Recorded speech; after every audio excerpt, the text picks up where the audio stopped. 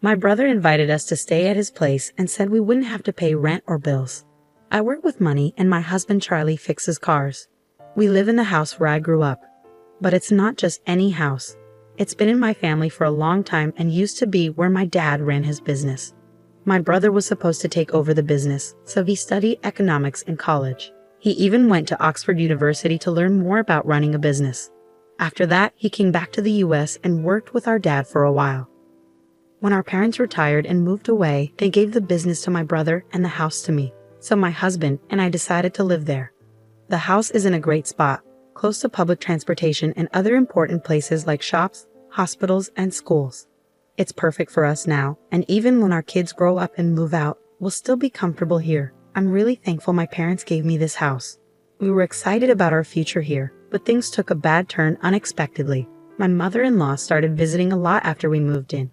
She kept asking about my parents' money because they used to run a business.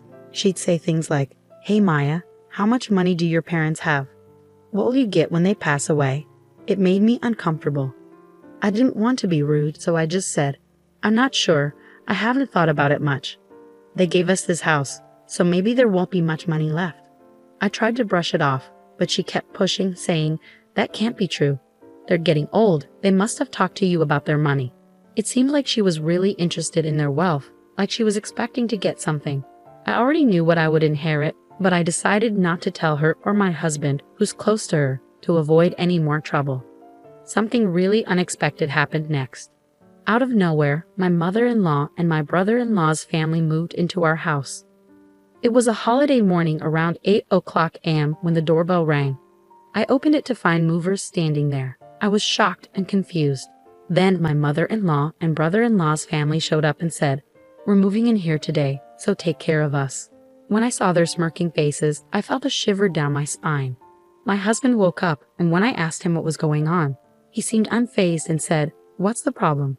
There's plenty of space in this house for all of us." He acted like it was totally normal for them to move in. As if that wasn't surprising enough, my sister-in-law said something even more unbelievable. She said, "We were invited by your brother, Maya. He said we don't have to pay rent or bills, so we're counting on you." Then my brother-in-law started barging into rooms without asking and said, "This room gets good sunlight, so we'll take it, Charlie. Move all the stuff out into the hallway." I felt really dizzy after all this happened.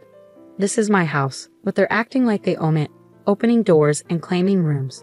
My mother-in-law and sister-in-law's family have been pretty rude for a while, especially my sister-in-law, who even went through my bag without asking. If they keep this up, they'll start taking over my space. I've had enough. This is my house, so why are you acting like you own it? I've had it. I want everyone to leave. I usually keep my cool and don't raise my voice, but seeing these people move into the house my parents gave me without asking and acting like it's theirs pushed me over the edge.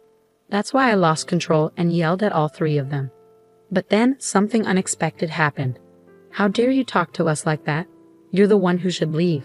The moment those words were said, I felt a sharp pain on my cheek. Did I just get slapped? It took me a few seconds to realize what had happened. I was shocked. I couldn't believe it, and all I could feel was the throbbing pain on my cheek. In that moment, something inside me snapped. I can't live with people who would do something like that, but this house belongs to me. I don't want them living here like parasites, so I decided to pack my things and leave, planning to tell my family about what happened. I needed to find a place far away from here, so I rented a monthly apartment for now. I'll have to commute to work from there.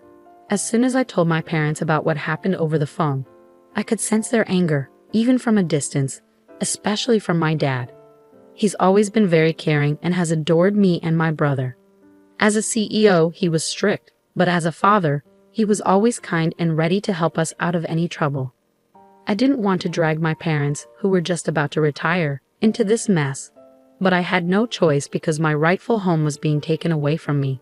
While I stayed in the monthly apartment, I was sure that my husband and his family were making themselves comfortable in my house.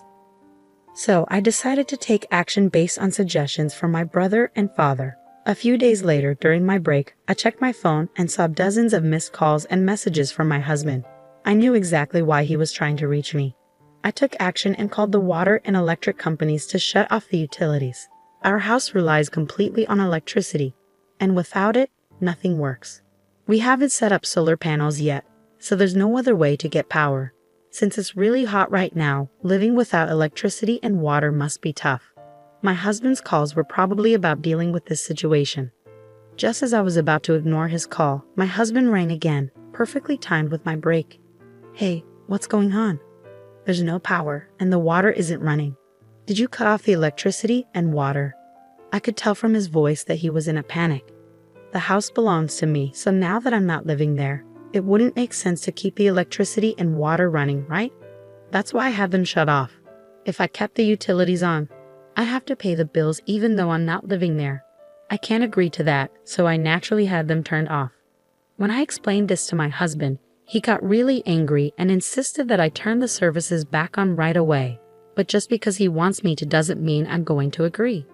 I get it. If they want to renew the services, they should pay for it themselves. But whenever this comes up, they always say things like, "It's your house, so you should foot the bill." Their words and actions don't match. Anyway, I have no plans to renew the contract or tell them to leave the house immediately. I simply hung up the phone after saying that as my break was ending. Later on, my mother-in-law, sister-in-law, and brother-in-law all called me saying the same thing. They wanted me to reconnect the electricity and water because their room was too hot and uncomfortable, and it was inconvenient without water. But these were their problems, not mine. After listening to their complaints, I told them to deal with it themselves and hung up. I thought they were just being greedy and hoped they'd give up and leave soon. Even after a week went by, there was no sign of them leaving. So I decided to take stronger action. I talked to a lawyer from my father's company about the situation and asked him to send a notice to my husband. The notice was about trespassing. They had entered my house without permission, forced me out, and were using it as if it were their own. I warned them that I was considering taking legal action against them for this. Why did I receive this document from a lawyer? Did things really have to escalate this far? My husband, who seemed surprised and panicked by my actions, came to me seeking a resolution. Knowing how much they care about their reputation, the thought of being sued would be really stressful for them. They definitely don't want to deal with a lawyer, but they also don't want to give up their current lifestyle. So they're likely trying to find a way to convince me to let them stay. I can see through my husband's intentions very clearly, but I couldn't bring myself to listen to their pleas, so I didn't give in to my husband's requests. My husband finally exploded in anger, forgetting he was at work, and yelled at me, "Stop it. Just because we're being a bit sneaky doesn't mean you can act all high and mighty. Go back to how things were and drop the lawyer." Despite his loud outburst, I remained unaffected. Instead, I felt annoyed by his call, thinking, who does he think he is, taking over someone else's house? No matter how much he shouts, my stance won't change. If they continue squatting there, I'll take legal action. They better think twice before acting. Even as my husband continued yelling over the phone, I ignored him and hung up. It felt like a waste of time. I had already discussed divorce with my lawyer. When I got home, I saw missed calls from my mother-in-law and sister-in-law, but I knew they'd only try to settle things. I didn't want to waste any more time, so I blocked their numbers to avoid further calls. After the threat of legal action, my husband's prideful family couldn't bear the thought of being sued. They packed their bags and left the house. With the lawyer's help, the divorce negotiations went smoothly. I arranged for a cleaning service to come in, and finally, I returned to my sparkling clean house. While living separately from my husband's family and then in a monthly rental was comfortable, nothing beats being back in my own home. However, I noticed that the house needed some renovations in certain areas. I discussed this with my father, who introduced me to a reliable contractor. I began planning the renovations with their help. Living alone is really comfortable. I enjoy the freedom of not being tied down by anyone else. I found myself enjoying the freedom of my current life. I could lounge on the sofa without anyone scolding me, eat whatever I wanted without judgment. But then, I received a call from an unknown number after 3 months of silence. Initially, I ignored it, thinking it might be a contractor. However, when the calls persisted, I reluctantly answered, only to find it was from my ex-husband, from whom I had recently divorced with the help of a lawyer. We had made a pact to never contact each other again. So why was he calling now, especially after changing his number? We had agreed through our lawyers to stay apart for good. There was nothing left to discuss, so I asked him not to contact me again. Just as I was about to hang up, he pleaded, "Please just listen to me for a moment. I'm begging you." Despite my reluctance, he began speaking without my consent.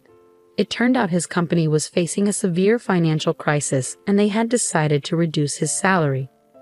Moreover, my mother-in-law's health was failing, rendering her unable to work. My sister-in-law and her husband couldn't contribute much to the household expenses due to his unstable job situation. Although my sister-in-law was working multiple part-time jobs, most of her earnings were going towards paying off her husband's debts. My ex-husband was struggling to make ends meet, and with his salary cut, things were only going to get tougher. After hearing all of that, all I could think was, okay, so what? They barged into my house without permission, did whatever they wanted, and even tried to kick me out. It's simply unbelievable. I feel nothing for people who would do such a thing, and I have no sympathy for them. Even if you tell me about their troubles, it doesn't change anything. They're your family, you should deal with it yourself. There's nothing I can do about it. My ex-husband started to panic even more at my words. Don't say that. We're in serious trouble. We won't even be able to pay the rent for our apartment and will struggle to buy food tomorrow. We used to be a family, right? Please help us, he pleaded, almost in tears.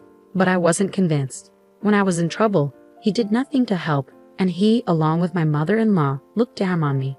Just like her, my sister-in-law and brother-in-law always belittled me. They insulted me for my appearance or my old-fashioned views. They didn't care how much it hurt me. My mother-in-law not only made things worse, but she also pressured me to have a baby as soon as possible. She forced strange herbal medicines on me, booked unnecessary doctor's appointments, and spread rumors to the neighbors that I was unable to conceive. Looking back, there wasn't a single positive aspect to my marriage. My ex-husband, who used to be kind before we got married, became a puppet under my mother-in-law's control after the wedding. On the first day my mother-in-law barged into our house, I was out for an appointment. She cried to my husband, saying she wanted to be friends with me, but the moment we met, she would badmouth me. She'd say things like, "My son seems to have lost weight. Is it because your cooking is so bad?" Whether we were at home or out, my sister-in-law and brother-in-law would join in, laughing at me. I can't deal with people who behave like this anymore. No matter what you say, my feelings won't change. I can't help you guys, so I'm going to hang up now. And please never contact me again. With that, I finally hung up the phone and blocked the new number. Knowing my ex-husband, he might change his number and try to contact me again. So I decided to change my phone number at the store over the weekend. But before that, those four broke the promise made through the lawyer and suddenly showed up at my house at 11 o'clock p.m.